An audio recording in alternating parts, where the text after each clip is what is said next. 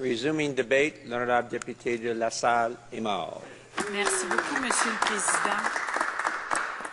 Alors, vraiment, aujourd'hui, je dois vous avouer, Monsieur le Président, que je suis très fière de me lever en Chambre aujourd'hui et très fière de reprendre le travail en tant que député, en tant que représentant de mes commettants de LaSalle-et-Marre. Alors, je suis très heureuse que nous ayons cette possibilité aujourd'hui de débattre d'un projet de loi, le projet de loi C-35, loi modifiant le Code criminel concernant les animaux d'assistance policière, animaux d'assistance militaire et animaux d'assistance tout court, parce qu'on doit englober ça comme assistante tout court. Et je dois vous dire également que je suis très heureuse de partager mon temps avec le député de Gaspésie, Île-de-la-Madeleine. Monsieur le Président, je ne peux pas faire outre de parler quelque peu des événements d'hier. Je dois vous avouer que je me suis sentie toujours en sécurité. Dès les premiers moments de cet événement-là, tout de suite, nous avons eu l'aide d'un gardien de sécurité qui est entré dans notre salle où nous étions rassemblés et il a vraiment pris en charge notre groupe et fait en sorte que nous soyons en sécurité et protégés. Alors, j'adjoins ma voix à tous les députés qui l'ont exprimé auparavant pour remercier tout le personnel du Parlement, notamment au niveau de la sécurité, également les policiers et les membres de la GRC qui se sont joints à eux pour faire en sorte que nous sommes ici aujourd'hui en Chambre pour débattre d'un projet de loi, pour continuer en fait notre travail. Également, j'aimerais remercier mon équipe, mais également tout le personnel du Parlement qui a vécu avec nous ces événements qui sont perturbants et qui ont fait un travail également formidable. J'aimerais saluer mon équipe, également mon équipe de circonscription avec qui j'ai pu communiquer, avec qui a aussi pu communiquer avec la communauté de ce qui se passait et de rassurer également les gens que nous étions entre bonnes mains ici avec le personnel de la sécurité. Alors, le projet de loi que nous étudions aujourd'hui parle en fait de la relation spéciale qu'ont les êtres humains avec pas seulement les animaux d'assistance, mais également avec les animaux qui nous entourent.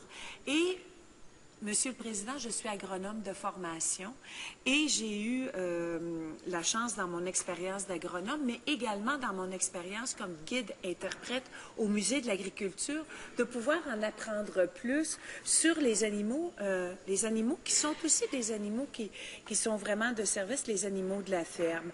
Et également, une de mes préoccupations, et je sais que les agriculteurs et les producteurs agricoles du Canada ont un soin particulier justement pour ces animaux-là, mais également de faire en sorte qu'on continue toujours d'avoir de très hauts standards lorsqu'on a des animaux en élevage, également dans le transport des animaux et également dans toutes les usines d'abattage, que ce soit toujours fait en bonne et due forme.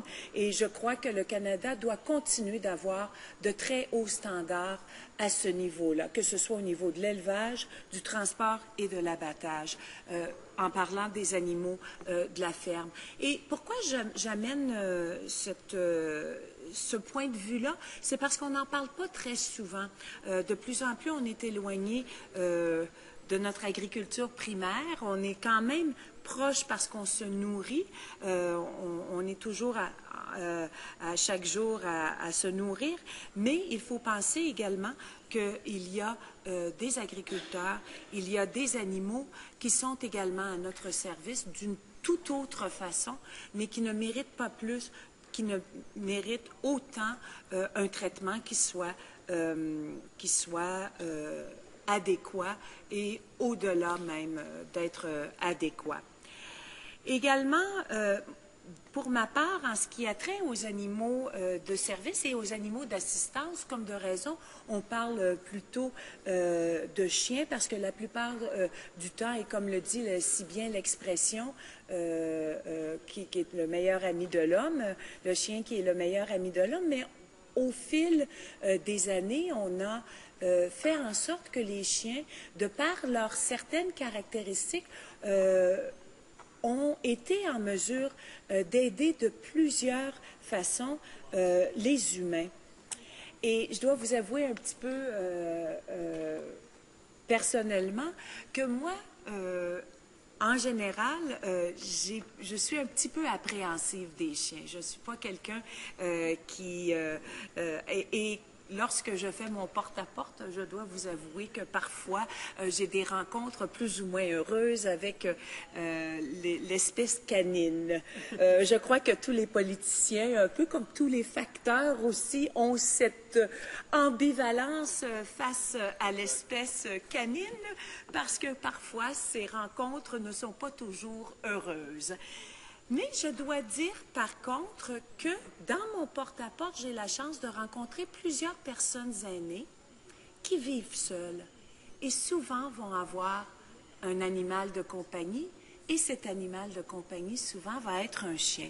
Et je crois que pour ces personnes qui habitent seules, ces animaux sont une compagnie qui est très importante dans leur vie et c'est pour ça que je dois saluer le travail, le service et l'assistance que ces animaux-là font pour les gens de ma communauté, les gens de la Salle-et-Marne. J'ai eu un collègue, mon collègue de Sudbury, qui a également noté l'assistance importante que les chiens, les animaux de compagnie ont, par exemple, pour des personnes handicapées, que ce soit des personnes, on connaît très bien les animaux de Mira, qui accompagnent les personnes aveugles, également les animaux de compagnie qui vont accompagner quelqu'un qui est handicapé, ou encore quelqu'un, comme mon collègue l'a mentionné, qui a de l'autisme. Et souvent, ces animaux-là vont être comme un intermédiaire et non seulement un compagnon, un assistant, mais également un intermédiaire dans les relations avec les autres humains. Alors, pour ça, je salue le travail de ces animaux-là. Également, je salue, tout comme hier, et j'en ai été témoin, de l'escouade canine qui a fait en sorte qu'on pouvait sécuriser des périmètres et que ces chiens-là ont rendu un très grand service, je dois l'avouer. Maintenant, je voudrais m'attarder au projet de loi C-35 que nous appuyons en deuxième lecture. La seule réticences, les réserves que nous avons, et ce sont des réserves qui sont très importantes et que nous avons exprimées à plusieurs reprises. Ce n'est pas quelque chose qu'on vient tout juste de découvrir, ce sont des réserves que nous avons largement débattues en Chambre en tant qu'opposition officielle, que nous avons largement apportées à l'attention du gouvernement, c'est-à-dire l'imposition de peines minimales envers ce projet de loi-là. Nous sommes d'accord pour les services que rendent l'escouade canine, que les animaux d'assistance, mais nous ne comprenons pas pourquoi il faudrait avoir des peines minimales dans ce projet de loi-là, car, encore une fois, ça mine les pouvoirs discrétionnaires des juges. Je vais vous donner un exemple, Monsieur le Président. Je vous ai avoué que j'ai peur des chiens. En général, j'ai peur des chiens. Et je ne sais pas quelle serait ma réaction. Disons que je n'ai pas l'intention de commettre un délit. On s'entend bien. Mais je ne sais pas quelle serait ma réaction, Monsieur le Président, si un chien m'attaquait. Et à ce moment-là, on a une réaction qui est une réaction de défense. Alors moi, j'aimerais pouvoir laisser aux juges, et non pas au pouvoir législatif, d'imposer une peine minimale.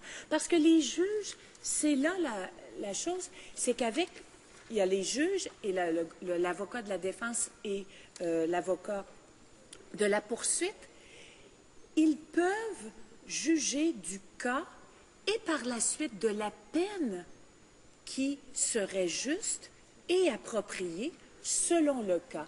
Alors, Monsieur le Président, j'ai salué le travail que font les animaux d'assistance. Nous le saluons tous, surtout suite aux événements qui sont arrivés hier, mais aussi tout au long de... On a été témoins longuement de ça, mais je dois me lever pour exprimer mon opposition à l'imposition de peines minimales qui minent le pouvoir discrétionnaire des juges. Je vous remercie beaucoup, Monsieur le Président.